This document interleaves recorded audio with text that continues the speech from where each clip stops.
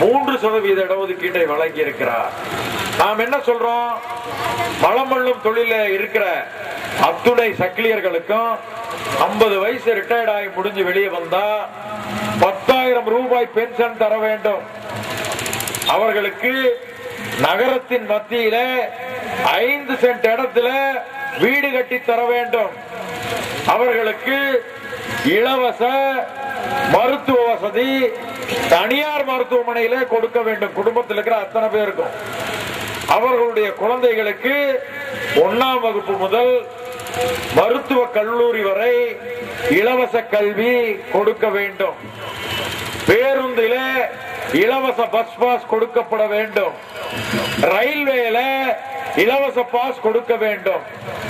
நான் எல்லாம் சொல்றது பார்த்தா இதெல்லாம் நடக்குங்களா? செருப்பு தைக்கும் தொழிலாளிக்கு அதே கோரிக்கை தான். 50 வயசு ஒருத்தர் பழைய செருப்பு தைச்சிட்டு முடிஞ்சு வீட்டுக்கு வந்துட்டாருன்னா அவருக்கு பென்ஷன் 10,000 ரூபாய் பென்ஷன்.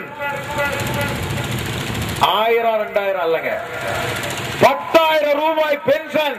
பழைய செருப்பு தைத்து 50 வயது முடிந்த ஓய்வு பெற்ற அத்துணை பேருக்கும் கொடுக்க வேண்டும். ஆதித்தமிழர் பேரவை கோரிக்கை. கேப்பீங்க, 10,000 ரூபாய் கொடுப்பாங்களா? நீங்க வைக்கிற கோரிக்கை நியாயமா? இது நடக்குமா அப்படின்னு நிறைய பேர் சொல்றான். நாங்கள் சொல்கிறோம், நடக்கும். இலவச பஸ் பாஸ் கிடைக்கும், இலவச ரயில் பாஸ் கிடைக்கும், இலவச வீடு நகரத்தின் மத்தியில கிடைக்கும், இலவச மருத்துவம் கிடைக்கும், இலவச கல்வி கிடைக்கும். இது எப்படிங்க கிடைக்கும்? அதிகமான் உட்ராரா கப்சா அப்படின்னு நீங்க நினைக்காதீங்க. ஏன் கிடைக்கும் என்று சொல்கிறேன் என்று சொன்னால், மத்திய அரசில இருந்து சிறப்பு உட்கூறு திட்டம் என்கிற பெயரில் ஸ்பெஷல் காம்ப்ளான்ட் பிளான் ஒவ்வொரு ஆண்டும் தாழ்த்தப்பட்ட மக்களுக்கு செலவு செய்ய வேண்டும் என்று 1500 கோடி ரூபாய் மத்திய அரசு ஒதுக்குகிறது. எதுக்குன்னா, இப்ப நான் சொன்னல, இதெல்லாம் தர்றதுக்கு தான். இந்த மாநில அரசுகள் அதை செய்கிறதா என்று சொன்னால் செய்வதில்லை. பணத்தை அப்படியே திருப்பி அனுப்புகிறது. இது நியாயமா, நீதியா, நேர்மையா? ஆதித்தமிழர் பேரவை கேட்கிறது. ஒரு ஆண்டுக்கு 1500 கோடி ரூபாய் என்று சொன்னால் எல்லா வசதியும் நமக்கு செஞ்சு தரலாம். நான் தமிழ்நாட்டினுடைய இப்ப எலச்சிபாளையம் ஒன்றியத்தில் நேற்றைக்கு 11 கிளைகள் திறப்பு விழாக்கு போயிருந்தேன்.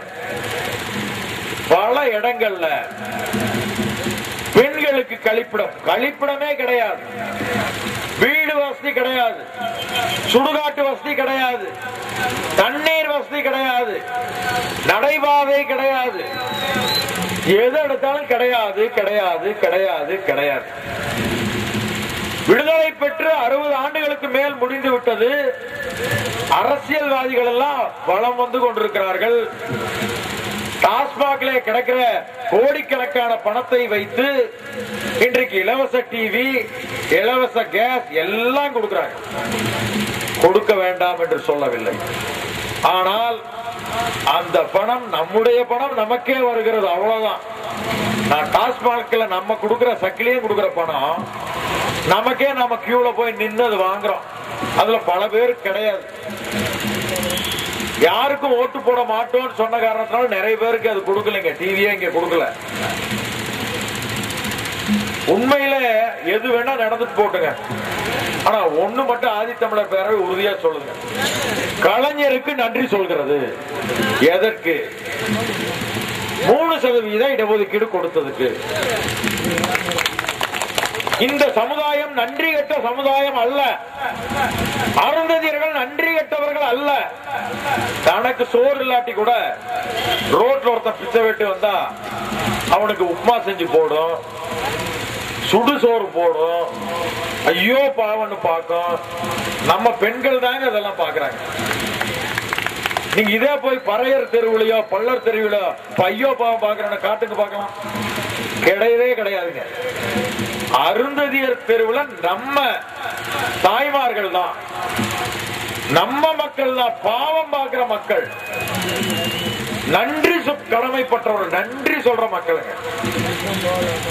கவுண்டனை கூட ஐயோ பாவம் பாவம், கவுண்டன் என்ன பண்ணுவான், நாம இன்னைக்கு வேலைக்கு போகாட்டி அப்படின்னு வேலைக்கு போவான். பாவம் கவுண்டன், கவுண்டனை கூட பாவம் பார்க்கறது நம்மால் தாங்க. கவுண்டன் நம்ம கிட்ட பாவம் பார்க்க மாட்டான். அப்படிப்பட்ட அருந்ததியர்கள் நன்றி பாராட்டுபவர்கள். ஆனால் கலைஞருக்கு அதிகப்படியாகவே நாம் நன்றி சொல்ல வேண்டும். என்ன காரணம் என்று சொன்னால், கலைஞர் மட்டும் முயற்சி எடுத்திருக்காவிட்டால் 3% இடஒதுக்கீடு இன்றைக்கு கிடைத்திருக்காது. கலைஞர் எங்களுடைய 20 மாவட்ட மாநாடுகள் கொடுக்கப்பட்ட அறிக்கைகள் எல்லாம் பார்த்துட்டு, தூத்துக்குடியில நடந்த மாநாட்டில் மரியாதைக்குரிய கீதா ஜீவன் அமைச்சர் அவர்கள் கலந்து கொண்டார்கள். அந்த அமைச்சர் அந்த மாநாட்டில் கலந்துட்டு போய் முதலமைச்சர்கிட்ட சொல்லிட்டாங்க, அருந்ததிய பெண்கள் மட்டும் 3000 பேர் ஆதித்தமிழர் பேரவையினுடைய உள்ளிடஒதுக்கீட்டு மாநாட்டிலே கலந்து கொண்டிருக்கிறார்கள்.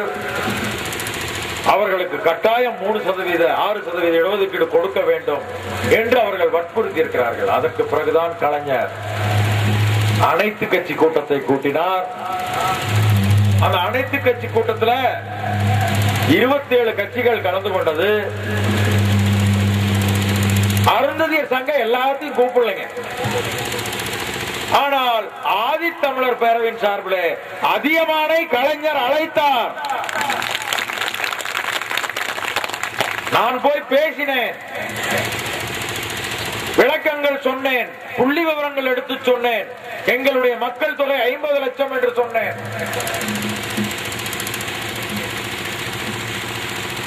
ஆனால் அங்கே இருக்கிற பறையர் அதிகாரிகள் என்ன செய்திருக்கிறார்கள் தெரியுமா?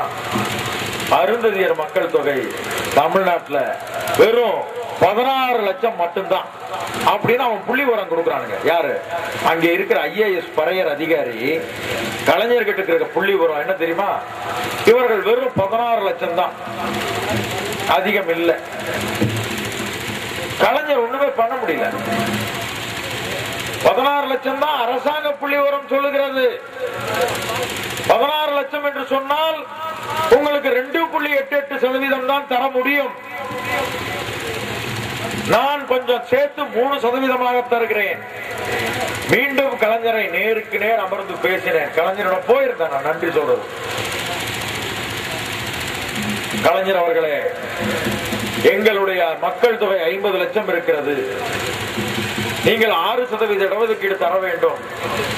3% இடஒதுக்கீடு எங்களுக்கு போதாது என்று வற்புறுத்தி கேட்டேன். கலைஞர் அவர்கள் மிக அமைதியாக சொன்னார், நீங்கள் கொடுப்பதை இப்பொழுது வாங்கிக் கொள்ளுங்கள்,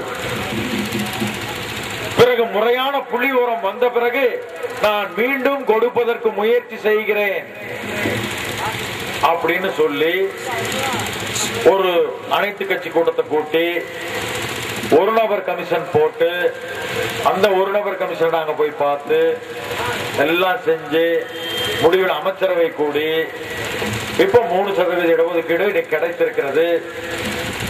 கலைஞர் அவர்கள் அந்த 3% இடஒதுக்கீடு கொடுக்கும் பொழுது சட்டப்பேரவை நடக்கிறது.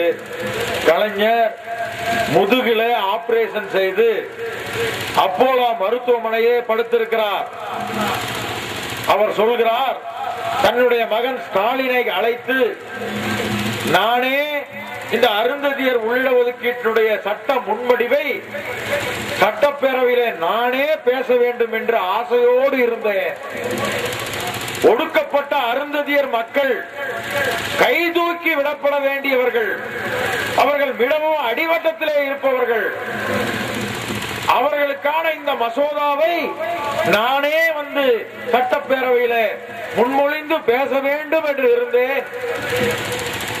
இயற்கை என்னை சதி செய்து விட்டது, நான் மருத்துவமனையில் இருக்கிறேன், என்னால் வர முடியவில்லை என்று ஒரு கடிதம் எழுதுகிறார். அந்த கடிதத்தை ஸ்டாலின் அவர்களிடம் கொடுத்து சட்டப்பேரவையில படிக்க சொல்கிறார்.